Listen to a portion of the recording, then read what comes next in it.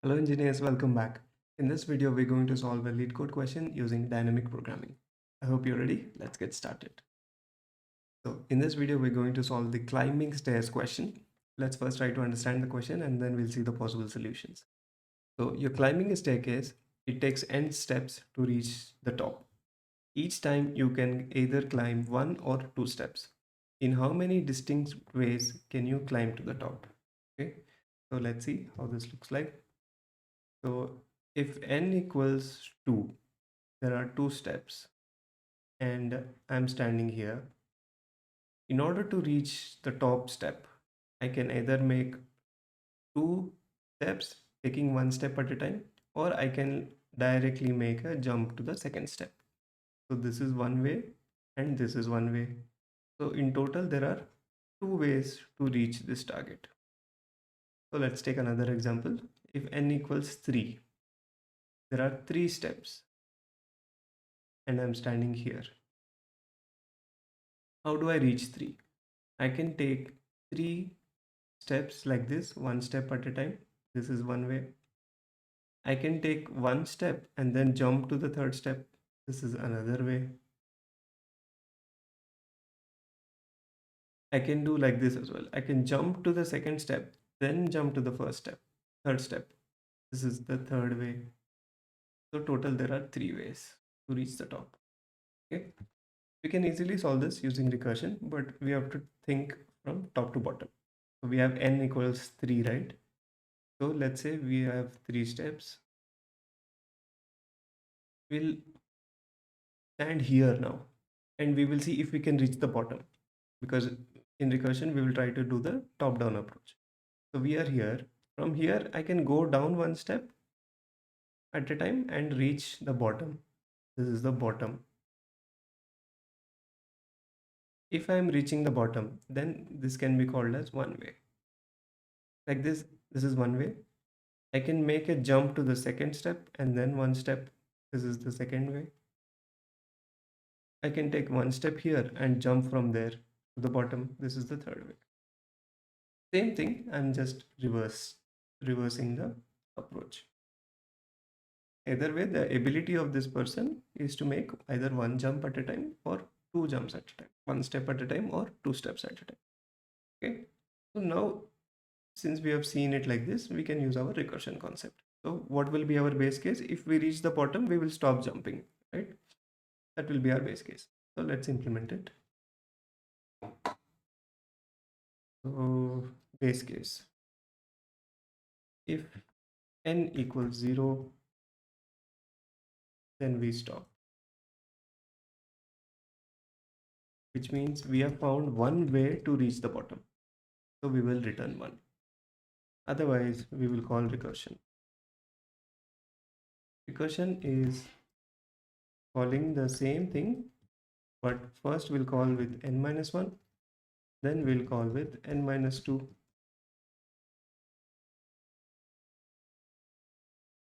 And whatever is the answer, we will add them up, because if when I'm here, when I'm at here, so let's build the recursion tree. It will be more simple. 3 is here. 3 will call on 2. 2 will call on 1.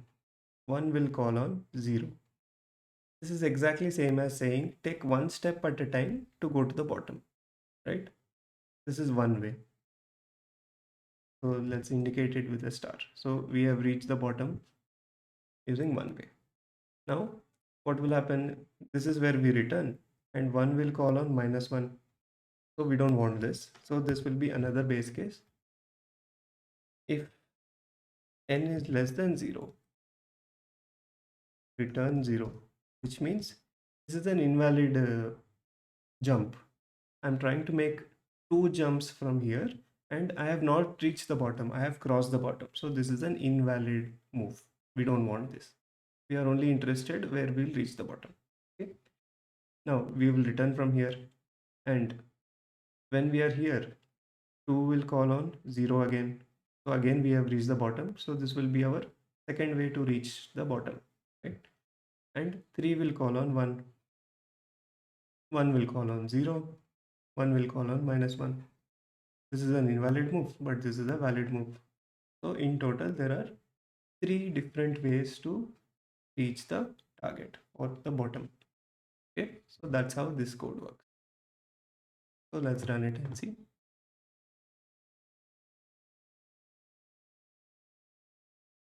And we can submit.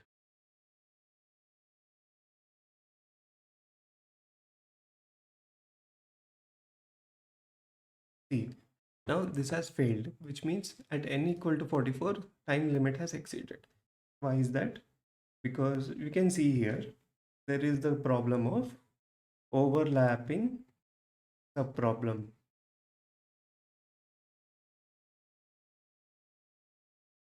Overlapping subproblem. What is that?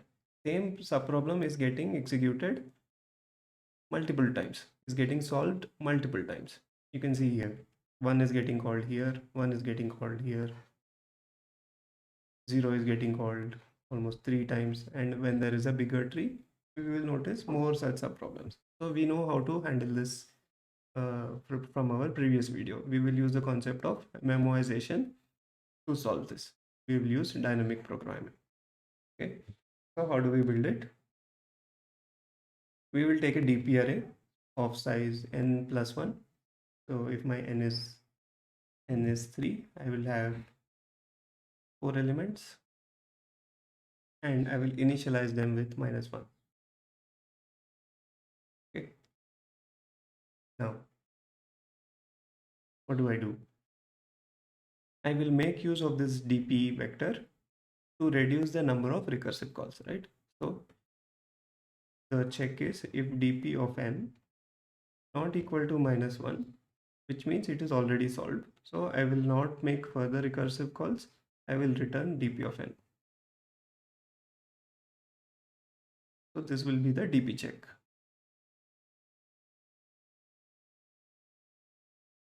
How do we put values in DP now? What is the significance of this DP? This DP will hold the solved answer, solved answer or solved solution at that point of time. So if I'm looking at DP of 0, what is the answer of DP of 0? That is getting stored here. Okay. So let's see. When I reach 0, I have successfully made my bottom, right? So what I can do is I can think of it like this. From 1, let's look at this from 1's point of view. 1 is making a call to 0, 1 is making a call to -1. But only one of them is a valid move. So this is a valid move, this is an invalid move. So from 1, how many valid moves are there in the tree that is following 1? There is only 1. So I can place the value 1 here. From 2's point of view, if we see, from 2's point of view, how many valid moves are there? If we go down this path, there is one valid move here. If we go down this path, there is one valid move here. And that's it. So I can hold the value 2 here. From 3's point of view, how many legal moves are there? Let's see. From here, from this part of 3, there are 2 valid moves. One is here, one is here. And from the right subtree, we have 1 valid move. So total, there are 3 valid moves. Okay. So as you can see, if I'm filling 3, all I'm doing is adding the previous 2 values. 1 plus 2 is 3. And when I reach 0, I will change it to 1 because I have reached the bottom. So you can see 1 plus 1 will give me 2. 1 plus 2 will give me 3. So there is a relation between them. So I can use this to build my DP array. So let's see how we can fill it. So in order to use memoization, we will make use of a new function. Let's call it get count, and we will take the n, and we will also take a vector, DP vector, and we will take it by address. Okay. So let's create our DP vector.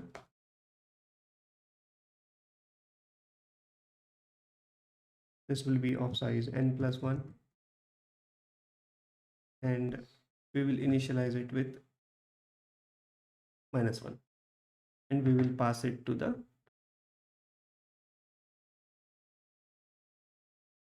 our custom function, and whatever that function is returning will be our answer. So we are passing n and dp. That's it. So whatever logic we want to build, we can build here. So we have dp here. Now n is also there in the function.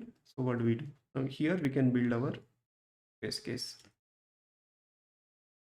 What is the base case? If n equal to 0, then return 1. We can just reuse this.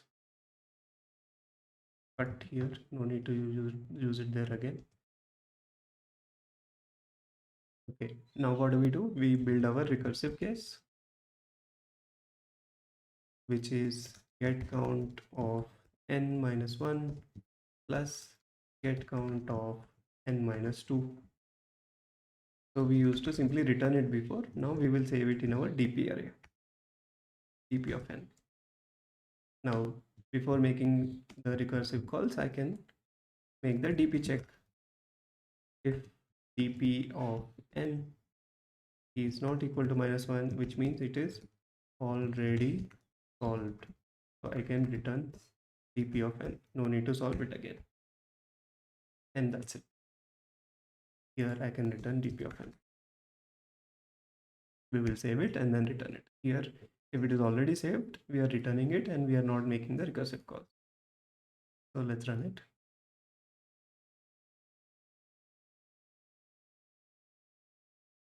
We forgot to pass the dp vector.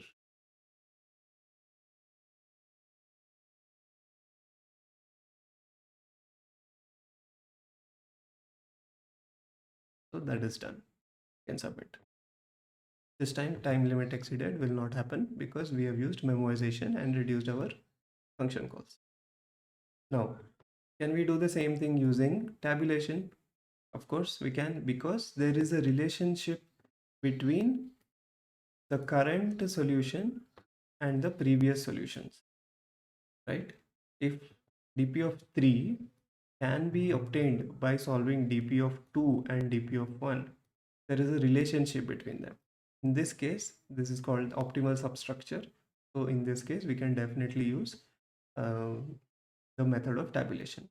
So let's see how we can do that. We can clear all this, and we have a vector, yes, and this dp vector we will no longer need to initialize with -1. We will fill this vector. So how do we fill this? So we are discussing tabulation. In tabulation, what do? We take a dp vector of size n plus 1. So let's say n is 3 and we have 4 elements. Now we start filling it from here. So what is the significance of this dp array? This signifies the solution at each point. So what is the solution for 0? What is the solution at 1? What is the solution at n equal to 2? So how do we fill it? If we can see the staircase, this is 0, right? From 0, we have already reached 0. So there is only one way to go to 0. So this will be 1. And for n equal to 1, there is only one way to go, right? Only one step I can take. So this is also 1. So these are my known values. And from 2 onwards, I can just add the previous two numbers. 1 plus 1 will give me 2, 2 plus 1 will give me 3, and so on. Because if n equal to 2, I can, if I want to go here, this is 2. I can go one step at a time, or I can make a direct jump. These are my 2 ways, right? So how do I get my 2 ways? I'm checking how many ways can I reach from 1 and how many ways can I reach from 0. We have already seen this in the recursion tree. So we can use that concept. So dp of 0 is 1. dp of 1 is also 1. and the remaining ones we will fill using a for loop. Int I equals to I less than equal to n I plus plus. tp of I is simply the addition of tp of I minus 1 plus tp of I minus 2, and we will simply return tp of n, right? If n is 3, we'll go here, check this is dp of 3. dp of 3 is having the value 3. This is my answer, and that's it. You can run it.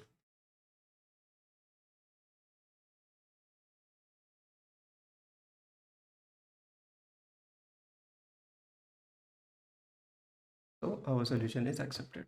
So we have solved it using three types of approaches. One is recursion, one is memoization, and the third one is tabulation, right? So you will notice that in this tabulation step, we have not used the condition if n is less than 0, because the constraint is n lies between 1 and 45. So n will not go um, less than 1 in this case, because we have not used recursion. Okay. So in this video, we have solved the climbing stairs problem using dynamic programming. So if you have any questions, you can definitely ask me. Do leave a like if you found this helpful, and don't forget to subscribe to the channel and bookmark the playlist so that you don't miss out on future videos. Thank you so much for watching, guys. I will see you in the next one. Yes.